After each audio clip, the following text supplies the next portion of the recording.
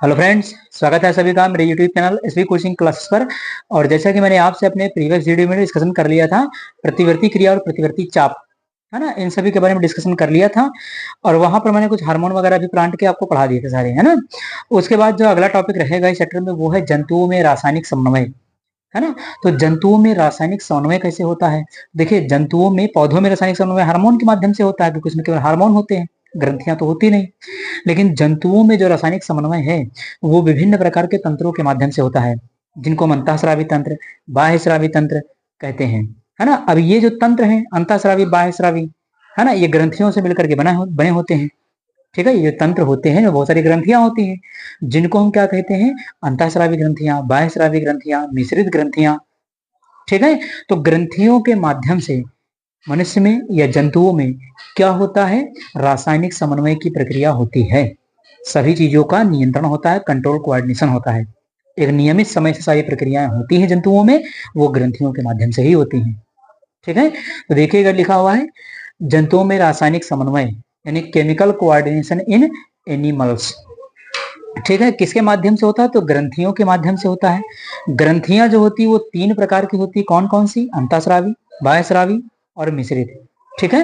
तो देखिएगा, लिखा हुआ है अंतःस्रावी ग्रंथियां, यानी पहला है आपका इंडोक्राइन ग्लैंड, अंतःस्रावी ग्रंथियां। अब ये अंतःस्रावी ग्रंथियां होती क्या है, इनकी परिभाषा तो पता हो पहले, है ना। तो वे ग्रंथियां होती हैं जो केवल और केवल क्या करती है? हार्मोन का उत्पादन करती हैं, यानी जिनसे केवल हार्मोन निकलता है। ठीक। तो हार्मोन का उत्सर्जन करने वाली ग्रंथियों को हम क्या कहते हैं? अंतःस्रावी ग्रंथियां कहते हैं। और हार्मोन जो होता है वो सीधे क्या होता है? ब्लड में मिलता है, यानी हार्मोन जो निकलता है वो कभी नलिकाओं में नहीं बहता, वो सीधे शरीर के अंदर सीधे ब्लड में जाता है। तो इनके लिए किसी प्रकार की नलकी की आवश्यकता नहीं होती है, ये सीधे ऐसे ब्लड में मिल जाता है। ठीक है। तो हार्मोन स्रावित करने वाली ग्रंथियों के लिए किसी भी प्रकार की किसी नलिका की आवश्यकता नहीं होती है। ठीक है। देखिए, यहाँ लिखा हुआ है कि हार्मोन सीधे रक्त में स्रावित करने वाली ग्रंथियां, यानी हार्मोन को सीधे ब्लड में रिलीज कर देंगी, किसी नलकी की आवश्यकता नहीं होगी इनको। ठीक है। तो स्रावित करने वाली ग्रंथियां क्या कहलाती हैं? अंतःस्रावी ग्रंथियां। और अंतःस्रावी ग्रंथियों का जो समूह है वो कहलाता है अंतःस्रावी तंत्र। ठीक है। तो ये ध्यान रखना है। तो अंतःस्रावी ग्रंथियों में कौन कौन सी ग्रंथियां होती हैं? तो देखिए, लिखा हुआ है, सबसे पहले लिखा हाइपोथैलेमस, है ना। हाइपोथैलेमस ग्रंथि लिखी हुई है, इसको क्या कहते हैं? सुपर मास्टर, है ना। सुपर मास्टर, मास्टर का भी सुपर मास्टर, मास्टर से भी बड़ा मास्टर, उसको कहते हैं सुपर मास्टर। ठीक है। तो मास्टर क्या है? पिट्यूटरी ग्रंथि। तो ये जो मास्टर है, सुपर मास्टर है, भाई मास्टर प्रिंसिपल क्या करेगा? मास्टर को कंट्रोल करता है। विद्यालय में क्या होता है? प्रिंसिपल क्या करते हैं? मास्टरों को कंट्रोल करता है, टीचर को। ठीक। तो आप प्रिंसिपल को सुपर मास्टर कह सकते हैं। तो इसी प्रकार से यहाँ भी जो मास्टर को कंट्रोल करने वाला है वो सुपर मास्टर है। ठीक है। यानी कि हाइपोथैलेमस क्या करती है? पिट्यूटरी को भी कंट्रोल करने का काम करती है, नियंत्रित करने का काम करती है, इसीलिए इसका नाम है सुपर मास्टर, हाइपोथैलेमस। ठीक है। तो हाइपोथैलेमस ग्रंथि को सुपर मास्टर कहते हैं, क्योंकि ये पिट्यूटरी ग्रंथि को क्या करती है? कंट्रोल करने का काम करती है, और जितनी अन्य सारी ग्रंथियां हैं उन ग्रंथियों के कार्यों को भी नियंत्रित करने का काम करती है। तो मेन हाइपोथैलेमस सबसे। ठीक है। उसके बाद तो पिट्यूटरी ग्रंथि यदि मटर के दाने के आकार की होती है।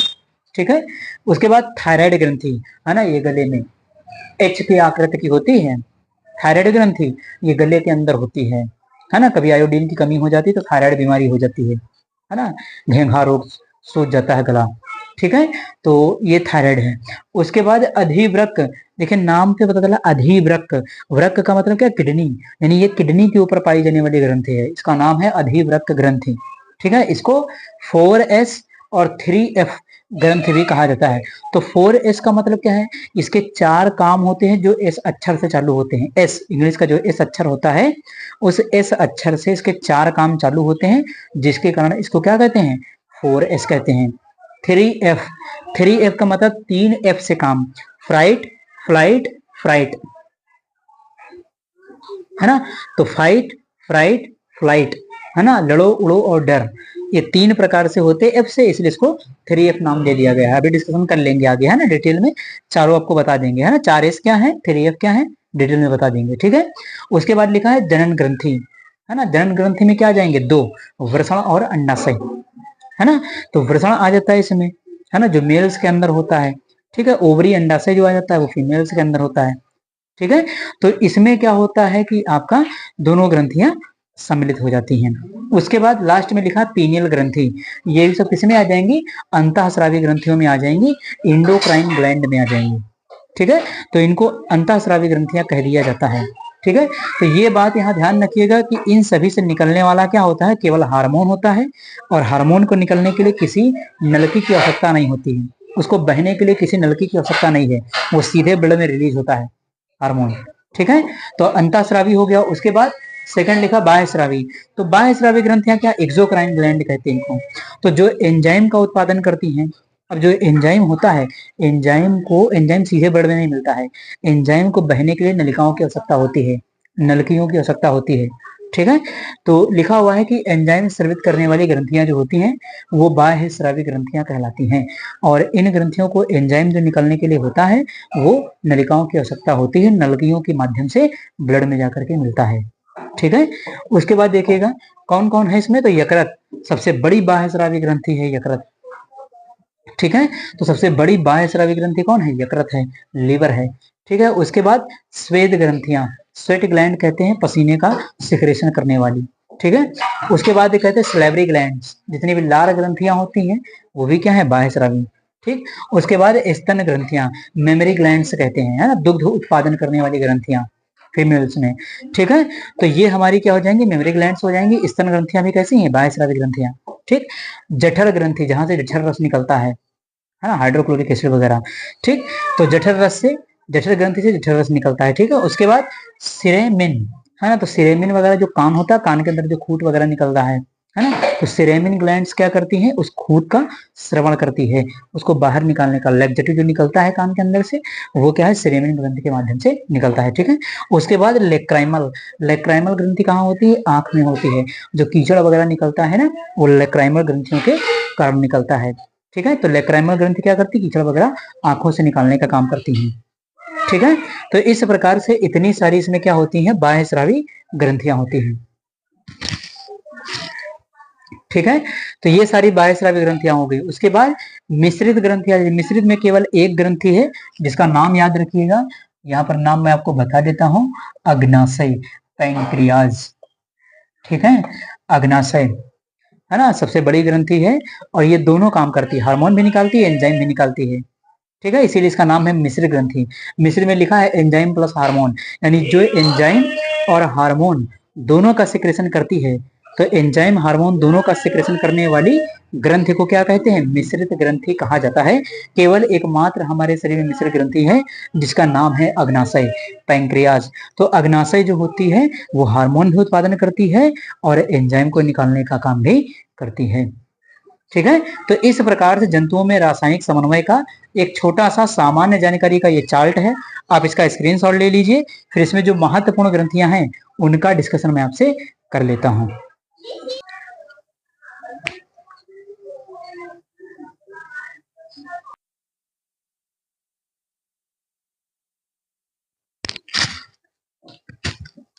तो चलिए अब यहाँ कर क्या करते हैं कि सभी को बारी बारी से डिस्कशन कर लेते हैं। सबसे पहले हम एंडोक्राइन ग्लैंड, अंतःस्रावी ग्रंथियां देखते हैं, है ना। तो देखिए अंतःस्रावी ग्रंथियां जो हैं वो यहाँ पर एक डायग्राम लगा हुआ है, इसमें सारी ग्रंथियां देख लीजिए, मैंने जितनी भी बताई थी आपको सारी इस डायग्राम में बनी हुई है, यहाँ पर आप इनको देख सकते हैं।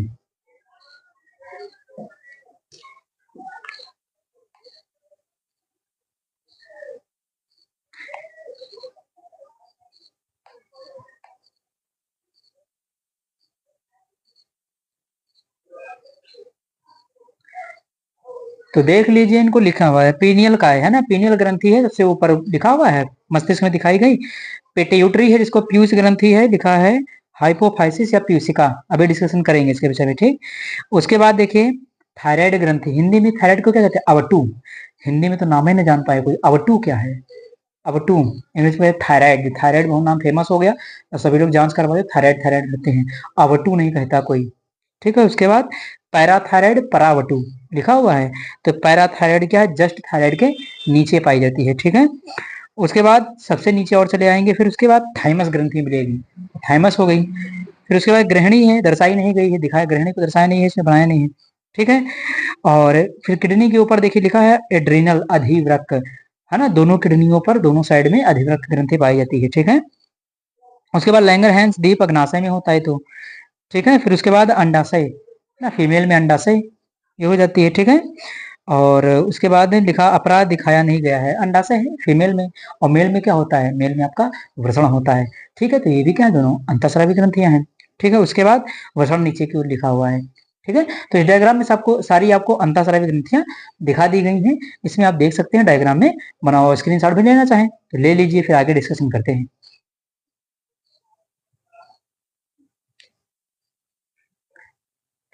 चलिए, तो आपने स्क्रीनशॉट उसका ले लिया होगा, है ना। अब उसके बाद क्या करते हैं, फिर एक एक करके हम देखते हैं। तो सबसे पहले देखें, यहाँ पर लिखा हाइपोथैलेमस, है ना, सुपर मास्टर, ठीक। तो हाइपोथैलेमस है पहला आपका। तो देखिए लिखा इसके विषय में क्या है कि इसे सुपर मास्टर भी कहते हैं, क्योंकि यह पिट्यूटरी ग्रंथि को नियंत्रित करके अन्य अंतःस्रावी ग्रंथियों को नियंत्रित करने का कार्य करती है, यानी पिट्यूटरी ग्रंथि के साथ साथ अन्य भी बहुत सारे काम करती है ये, इसलिए इसको सुपर मास्टर की और जिम्मेदारी है, ठीक है। तो उसके बाद यह शरीर के ताप, हार्मोन, भूख, वजन, नींद आदि को नियंत्रित करने का कार्य करती है। देखिए कितने सारे काम कर रही है ना। कि ये शरीर के टेम्परेचर को बनाए रखेगी, हार्मोनल बैलेंस को बनाए रखेगी, भूख और वजन, भूख कब लगना है कब नहीं लगना, कितना खाना कितना नहीं खाना, ठीक। नींद, नींद कितनी आना कितनी नहीं आना, है ना, ये सब आदि को नियंत्रित करने का कार्य करती है। तो ये सारे काम किसके हैं, हाइपोथैलेमस ग्रंथि के हैं, जिसको सुपर मास्टर कहते हैं, ठीक है।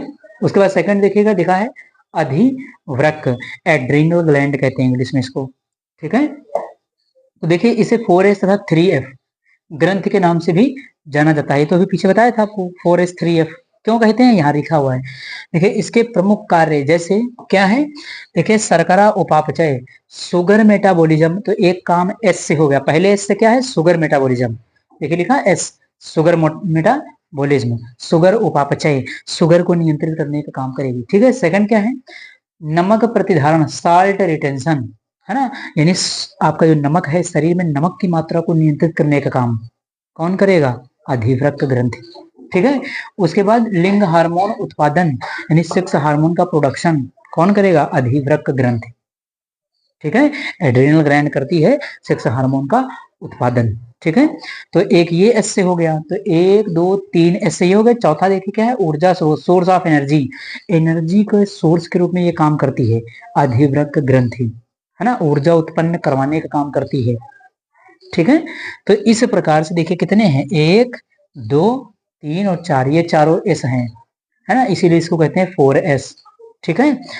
आदि कार्य हैं लिखा है। उसके बाद देखिए लिखा है, इससे निकलने वाला एड्रेनलिन हार्मोन 3 प्रतिक्रियाएं करता है। तो कहता है कि अधिवृक्क ग्रंथि से, यानी एड्रेनल ग्लैंड से जो एड्रेनलिन हार्मोन निकलता है, एड्रेनलिन ये हार्मोन जो निकलता है वो कई प्रकार के कार्य करता है ना। उसमें देखिए उसके द्वारा क्या क्या होता है, तो पहला है फाइट, है ना, उसके द्वारा कोई व्यक्ति क्या करता है, लड़ता है, लड़ने के मूड में आ जाता है, लड़ाई के मूड में आ जाता है, ठीक है, हाइपर एक्टिव हो जाता है।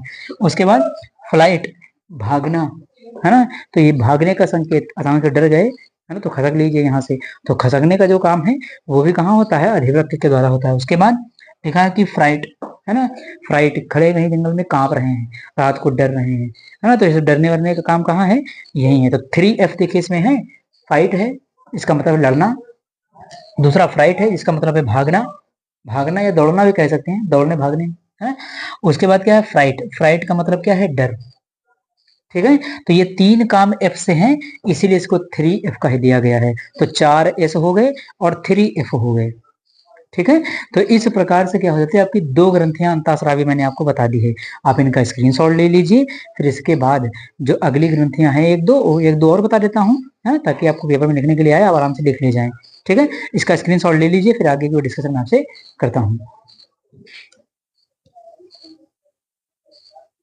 है ना। अब उसके बाद देखिए 3rd नंबर जो ग्रंथि आपकी स्क्रीन पर आ गया है नोट्स, इसमें देखिएगा लिखा हुआ है आपकी जो थायराइड ग्रंथि है इसके विषय में। तो देखिए थायराइड में क्या बताया गया है, लिखा है कि यह ग्रंथि लैरिंग्स के पार्श्व अधर तल पर स्थित द्विपादित बाइलोब्ड संरचना होती है, ये है थायराइड, ये है ना, लैरिंग्स है जहाँ से आवाज निकलती, इसके नीचे ये जो देख रहे हैं हड्डी, यही हड्डी है थायराइड ग्रंथि, ठीक है। उसके बाद उसके बाद लिखा हुआ है, उसके बाद देखिए क्या है, कहता है कि यह एच आकृति, मैंने बताया था एच आकृति की होती है, एच शेप की, है ना, अंदर की ओर, हड्डी के अंदर की ओर होती है ये, ठीक है। मनुष्य में इसका भार 25 से 30 ग्राम होता है। या मुख्य रूप से थायरॉक्सिन या थायराइड हार्मोन उत्पादन करती है। भाई थायराइड ग्रंथ थायराइड हार्मोन का उत्पादन करती है। ठीक है, ये ध्यान रखिएगा, जो कि मुख्यतः आयोडीन का उत्पाद है। ठीक है, आयोडीन से हमें थायराइड हार्मोन प्राप्त होता है। ठीक है, तो आयोडीन का सेवन करते हैं तो हमें क्या है, थायराइड हार्मोन निकलना स्टार्ट होता है उसके अंदर। ठीक, यह हार्मोन शरीर की उपापचयी क्रियाओं का नियमन नियंत्रण करता है। ठीक है, इसका प्रमुख कार्य आधारीय उपापचय दर को नियंत्रित करना, प्रोटीन संश्लेषण, ग्लूकोज उपयोग, हृदय स्पंदन की दर को बढ़ाता है। इसकी कमी से हृदय की गति धीमी, सुस्त एवं मस्तिष्क दुर्बल हो जाता है। तो ये थायराइड ग्रंथि के विषय में है ना, ज्यादा नहीं है, बस इतना है, इसके बारे में पढ़ लेंगे, समझ में आ जाएगा। ठीक है, दिखा मैंने आपको दिया ही था कहाँ पर होती है डायग्राम में। ठीक है, तो आप इसका स्क्रीनशॉट ले लीजिए, फिर नेक्स्ट अंतःस्रावी ग्रंथि का डिस्कशन आपसे कर लेता हूँ। तो स्क्रीनशॉट ले लीजिए इसका।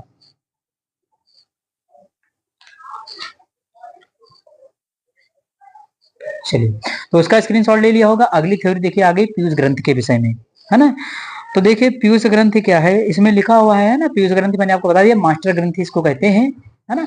मटर के दाने के आकार की होती है। देखना भी चाहे तो देखिए डायग्राम एक स्क्रीन पर बना हुआ है ना। इस डायग्राम में देख ले, पीयूष ग्रंथि आपको दिखाई गई, बिल्कुल छोटी सी मटर के दाने के आकार की।